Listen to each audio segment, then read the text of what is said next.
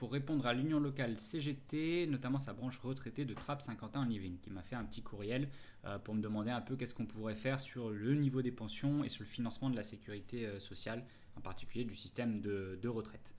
Et donc, moi j'aimerais commencer par le commencement. Vous le savez tous, nous défendons la retraite à 60 ans avec 40 annuités de cotisation. On l'a suffisamment répété. Je pense que ça fait une différence majeure avec Emmanuel Macron qui lui défend la retraite à 65 ans. Et donc, c'est une distinction claire qu'on a fixée dans cette élection législative et on veut en faire un référendum pour trancher ce sujet. Monsieur Macron, il ne cesse de répéter en boucle que le système de sécurité sociale ne tient plus, il n'est plus financé et parce qu'on vit plus longtemps, on devrait travailler plus longtemps. Alors derrière les grandes formules, en vérité, on est assez loin des réalités concrètes de ce que traversent les gens. C'est pour ça que ces mesures sont très impopulaires parce qu'il y a une déconnexion entre le discours du président et la réalité du monde du travail. Premièrement parce que quand on arrive à un certain âge, eh bien, il y a des métiers qu'on ne peut plus faire. Moi, je n'ai pas envie personnellement que celui qui conduit mon avion ou qui conduit mon train, eh bien, il soit à 65 ans encore en train de travailler.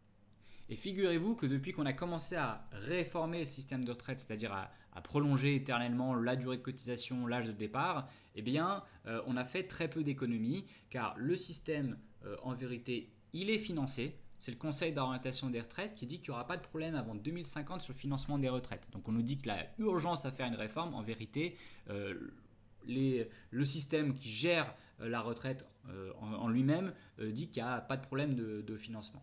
Et en plus de ça, depuis qu'on a réalisé toutes ces réformes, en 2003 la première sous Fillon, ensuite il y a eu 2008-2009 sous Sarkozy, vous avez eu Hollande qui a rallongé la durée de cotisation et maintenant Macron qui s'y attaque, toutes ces réformes-là, globalement, elles n'ont pas en vérité contribué à financer davantage le système de retraite. Elles ont même alourdi les dépenses de l'assurance chômage parce que entre 55 et 60 ans, 50%, un travailleur sur deux est en vérité déjà au chômage.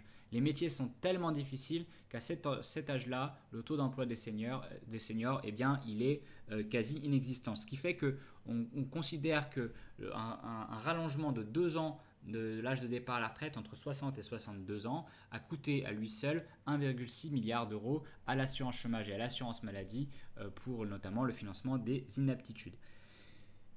Nous allons faire donc tout l'inverse, partager le temps de travail. Partager le temps de travail, c'est simplement permettre à ceux qui souhaitent rentrer sur le marché du travail eh bien, de prendre la place de ceux qui souhaitent peut-être se reposer après une dure vie de labeur. Ça permettrait donc d'augmenter considérablement le taux d'emploi des jeunes qui subissent de plein fouet le chômage aujourd'hui et de revenir aux fondamentaux du système de retraite qui est que la génération actuelle par son travail finance la retraite de ceux qui sont partis se reposer après leur dure vie de labeur.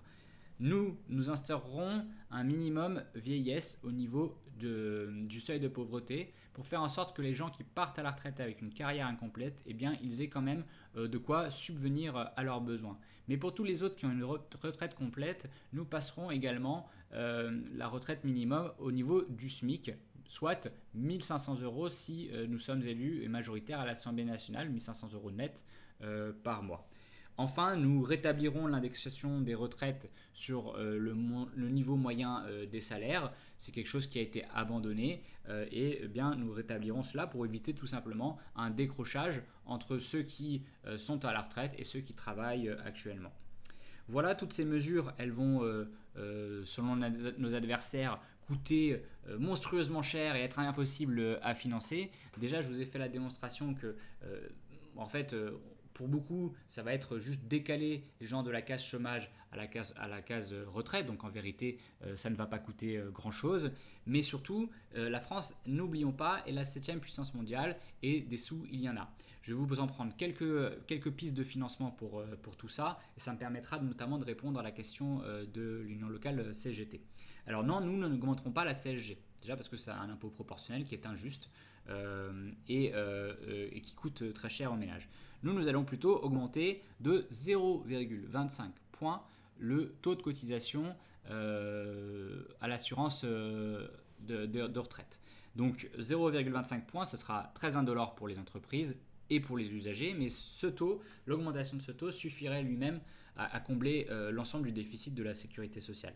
Nous allons ensuite mettre fin à un certain nombre d'exonérations de cotisations patronales. Parce qu'en vérité, quand on parle de déficit de la sécurité sociale, c'est juste qu'il y a une partie sur votre fiche de paye qui s'appelle cotisation salariale. Ça n'a pas trop bougé depuis quelques années. Il y a une partie qui s'appelle cotisation patronale. Ça, par contre, sur tous les bas salaires, ça a été siphonné et ça explique en soi le déficit de la sécurité sociale. C'est simplement une volonté politique de casser les sources de revenus et de dire derrière ah bah voilà, ça marche pas, c'est pas financé. Bah oui, vous venez de supprimer la case qui finançait tout ça. Donc ça, nous y mettrons fin.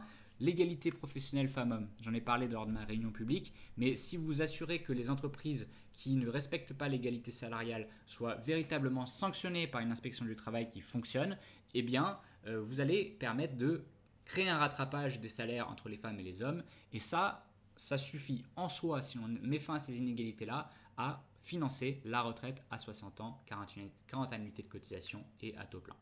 Enfin, dernière chose, nous ne nous arrêterons pas là sur la réforme des retraites. Moi, je vous le dis, à titre personnel, je suis plutôt favorable à 37 années et demie de cotisation. Et donc, nous allons faire en sorte dans l'ensemble des secteurs, dans l'ensemble des branches, de lancer des discussions sur la question de la pénibilité, la prise en compte des métiers difficiles. Travailler toute sa vie de nuit dans un métier physique, ce n'est pas pareil que par exemple être avocat ou libraire ou banquier. Voilà. Donc ce ne sont pas les mêmes conditions de travail. Tout simplement, donc on prend en compte les difficultés de chacun et chacune. C'est ce qui expliquait notamment, par ailleurs, un certain nombre de régimes spéciaux. On a beaucoup craché dessus, mais en fait, si des cheminots partent plus tôt à la retraite, c'est peut-être parce que leur métier est extrêmement physique, sur des horaires décalés, avec des fois, on se lève à 3 heures du matin pour pouvoir aller prendre sa voiture, pour pouvoir faire le premier départ de train à 5 heures du matin. C'est ça la réalité de la vie de cheminot. Donc oui, ça donne droit en contrepartie à des avantages sociaux. Il est temps d'arrêter aussi de stigmatiser, de jouer sur les idées reçues et les petites haines que peuvent avoir les gens entre eux pour niveler les droits vers le bas. Stop à ça. Maintenant, il est temps de prendre en compte la réalité, la réalité sociale, la difficulté que les gens ont au travail et dans leur carrière, prendre en compte ces difficultés-là pour adapter un système de retraite et avoir un système qui est juste, qui fonctionne et qui permet de partager le temps de travail et la richesse produite. Voilà, je vous remercie.